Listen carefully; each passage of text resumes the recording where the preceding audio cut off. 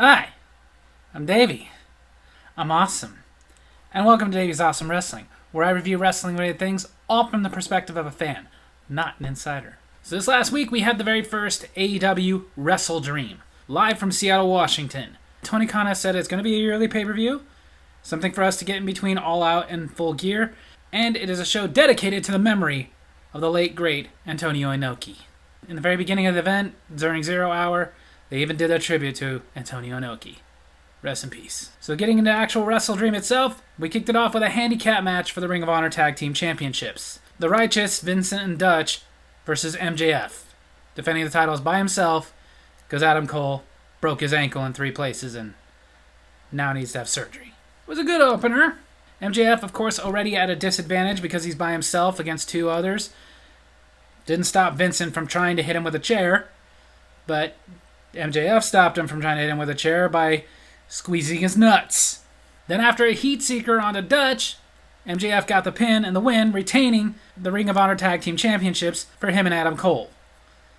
Not really the way I think they should have gone. Adam Cole's going to be gone for a while. Not to mention MJF with the Ring of Honor titles is kind of using that as an excuse not to defend the AEW Championship on pay-per-views. Kind of felt this was a good way to get it off of them because it makes sense. He's in a handicap match. Of course he's going to lose it. Not to mention, I'm really pushing for them to get the Ring of Honor titles off of the AEW guys and solely onto the ROH guys, but still not going to happen. However, it was good enough. It got a 3 out of 5. Yeah! And both for the Ring of Honor World Championship and the New Japan Pro Wrestling Strong Openweight Championship, the Ring of Honor Pure Champion Katsuyori Shibata challenged the ROH World and NJPW Strong Openweight Champion Eddie Kingston. It was a great match. I mean, it wasn't flashy. Just old school, hard-hitting, strong style. And it just went back and forth that way until Eddie Kingston got the powerbomb on Shibata, got the pin, and retained his Ring of Honor World and New Japan Pro Wrestling Strong Openweight Championships. But after the match, what was really cool was Kingston not only gave Shibata respect, but gave him the respect of giving him the ring, being that Shibata was a student of the late, great Antonio Inoki. This match I would give easily a 4 out of 5. Yeah!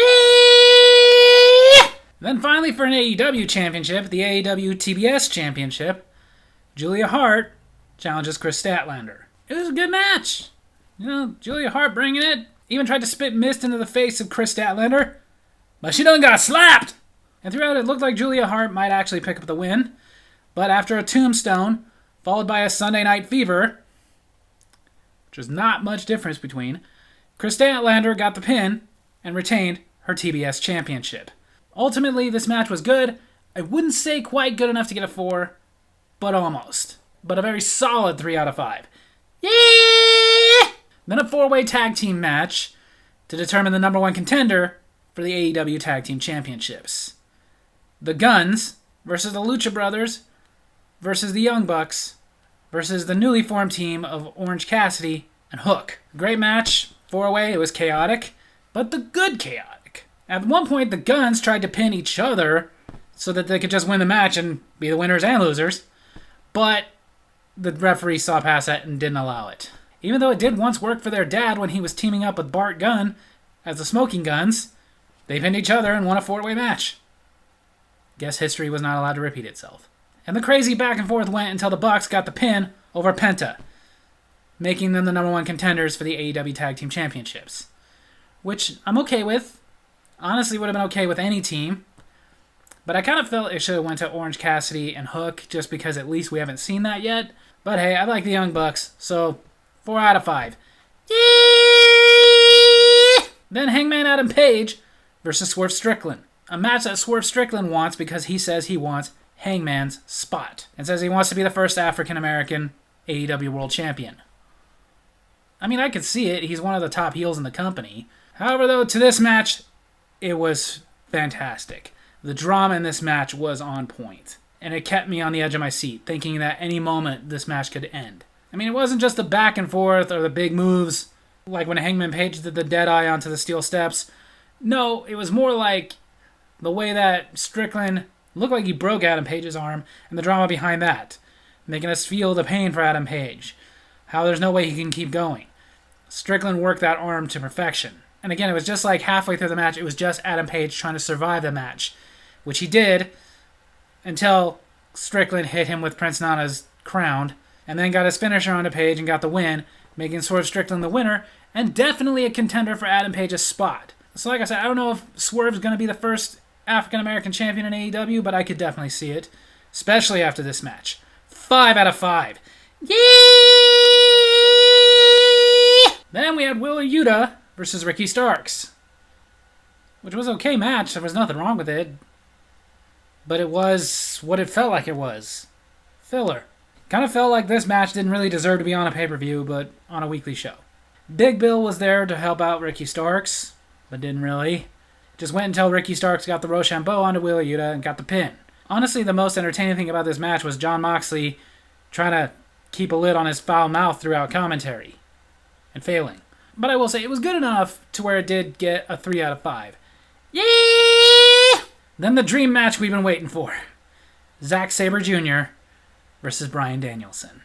We were supposed to get this match at a Forbidden Door, the first Forbidden Door, but Bryan Danielson was injured and it ended up being Claudio Castagnoli, which was a great match. But ever since then, we've been waiting for this. And it was freaking awesome.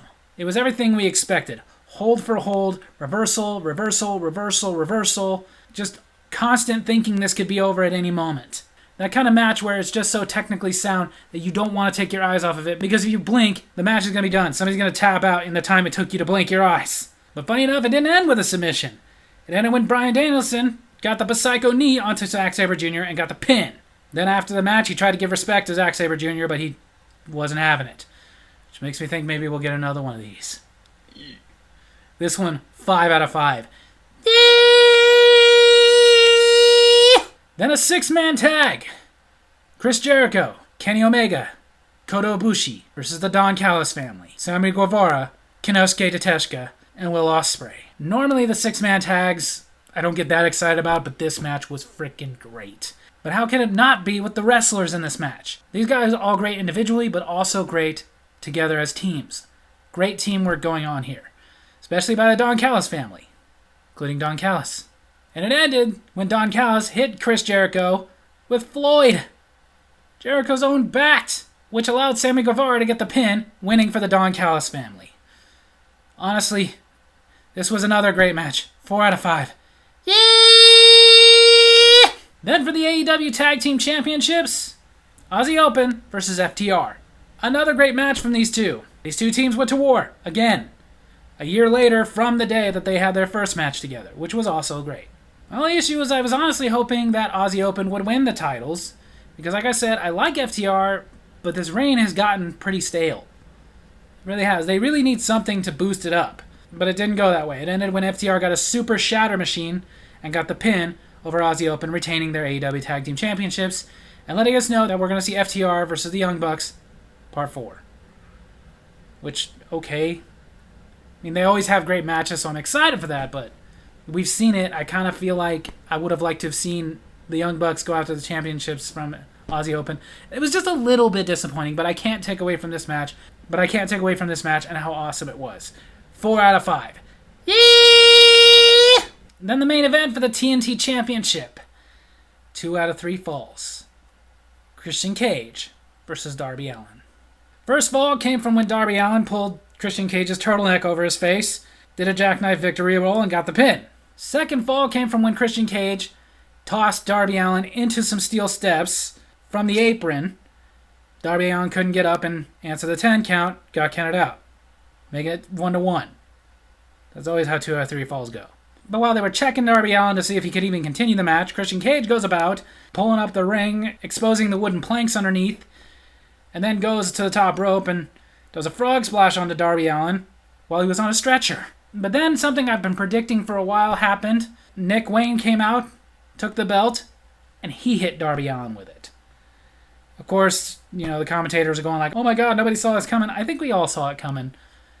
It's what needed to happen. Nick Wayne needs an edge. But of course, this allowed Christian Cage to come in and get the final fall over Darby Allin, get the win, and retain the TNT Championship. So even though that part was a bit predictable, can't take away from the fact that it gets a 5 out of 5. But then, of course, what we were waiting for after the match. Nick Wayne and Christian Cage start beating on Darby Allin, so out comes Sting. And of course, since Sting comes out, so does Luchasaurus.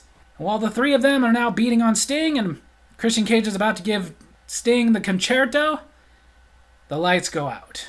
On the screen, we see the answer to that vignette we've been seeing for a while, as it all winds down to the AEW debut of the rated R superstar, Adam Copeland. Most of us know him as Edge. And of course, Adam Copeland comes out, not as Edge. Apparently he doesn't own that name. But apparently he owns the entrance music because he came out to the same entrance music as Edge. Whatever.